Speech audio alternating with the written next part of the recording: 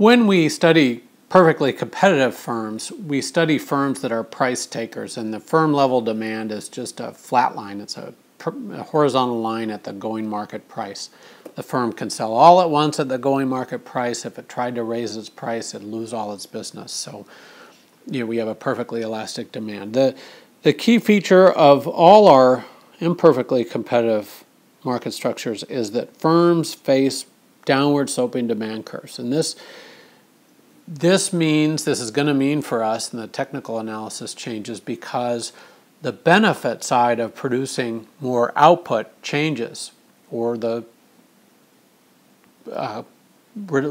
fall in benefits if you reduce output. It's a different calculation because marginal revenue, that's the benefit side of producing one more unit of output, that isn't any longer just constant at the market price. It's a function that's everywhere less than price, and it has great consequence for our analysis of the firm. I wanted to show you graphically and then numerically what we mean when we say marginal revenue is less than price. So let's start with the graph. Let's suppose there's a firm that's producing, at P naught, Q naught. This, we'll just say it's a monopoly firm.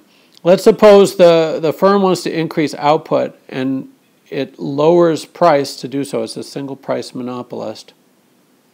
Lowers price to P1 and output goes up to Q1. Well, what's the consequence for revenues? Let's think that through. Revenues at P naught, or P naught, Q naught, it's the area of this tall, relatively skinny rectangle. But when the firm increases output, lowers its price to sell more units of output, revenues become this more squat, thicker P1 times Q1 rectangle. So we can see that as the firm increases its output, this tall, skinny blue rectangle is the new revenues from the new output. We call this the quantity effect. There's new quantity sold.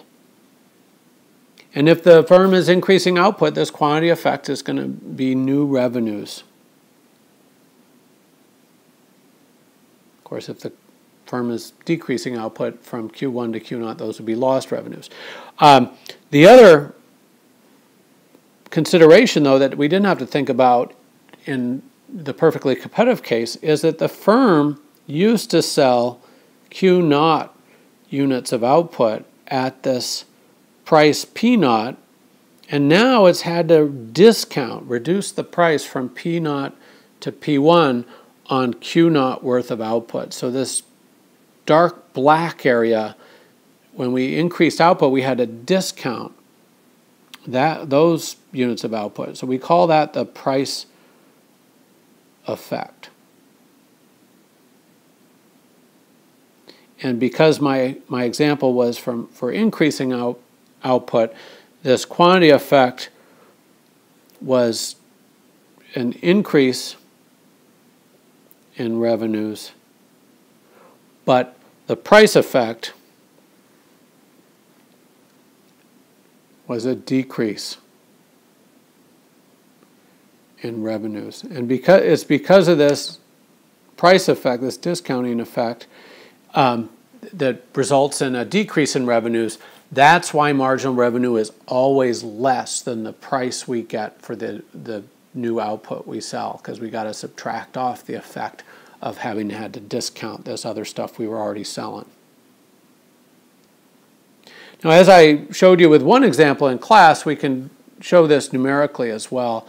And let's suppose I have the demand for a monopolist. I've got a nonlinear function here just because I know you're tired of linear functions. I don't know that at all, but I just thought I'd throw something different at you.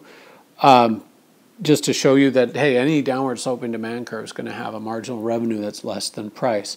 So remember how we do this. We got to calculate marginal revenue, and to do that, we first calculate total revenue. So if I've got a price of 5 and quantity sold of 100, I've got total revenues of 500. If I'm selling 150 at a price of 4, I've got 600 in revenues. If I'm selling 250 at a price at 3, I've got 750 in total revenues. And finally, if I'm selling 500 at a price at 2 each, I've got 1,000 in total revenues. See, as price goes down, quantity demand is going up. I've got my downward sloping demand curve. It's just not our straight line. Even though it's not a straight line, our calculation of marginal revenue is the same. Marginal revenue, remember, that's equal to the change in total revenue divided by the change in output. And properly, it should be plotted in between these outputs. If you have to choose, do it at the ending output, not the beginning, for the reasons we see when we do those practice problems. If you do it at the beginning, then it's a little harder to see the benefits and the costs of increasing output. All right. So total revenues go up by 100, output's gone up by 50. 100 divided by 50 is 2. So this 2, notice, this 2 is less than the price. Whether we talk about price of 4 or price of 5, 2 is less. So marginal revenue less than price.